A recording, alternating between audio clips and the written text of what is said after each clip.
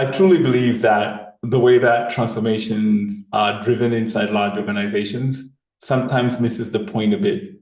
We're trying to drive people to engage in the change when people don't really believe in the change. And so I really believe that you have to create momentum that attracts people to the change rather than force people to actually get involved. Because in a feel-good transformation, which is what I'm trying to get leaders to adopt, a feel-good transformation, you don't have to beg, push, plead, coerce people. You don't have to force people to join the work that you're doing. People will join the movement because they're attracted to it. You don't have to host massive events. All you have to do is create momentum.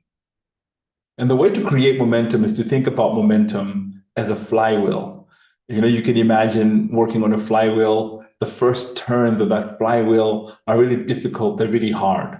But actually, as you turn and turn and turn, eventually the flywheel starts to turn of its own momentum. So the question is, what does the flywheel for transformation look like?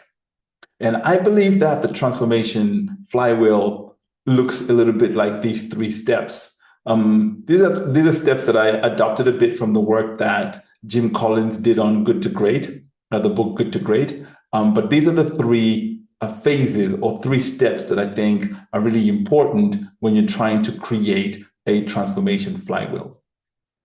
The first thing you need to do is to just start with small, consistent actions. You can start working with early adopters. You can start working on small projects, right? The goal of starting with these small, consistent actions is that you don't have to bring everyone in. You can just invite those that are interested. You can find the path of least resistance and just start working with the folks that are interested, and then just start engaging in these consistent actions. And as you choose the kinds of consistent actions that you want to do, really start thinking about whether those consistent actions can produce visible results. Because what you want is consistent actions that produce visible results. Small early wins, something you can celebrate through storytelling. Because with consistent action and then producing visible results, you can then get growing engagement. As people see the visible results and you tell your stories around the successes you're having, that growing engagement is what starts to bring people in. People are attracted by the visible results. So you do consistent actions, you get visible results, you get growing engagement, and that growing engagement increases the number of consistent actions that you can do, the value and quality of consistent actions that you can do, and the number of people that are engaged in those consistent actions, which then increases the visible results that you're actually producing.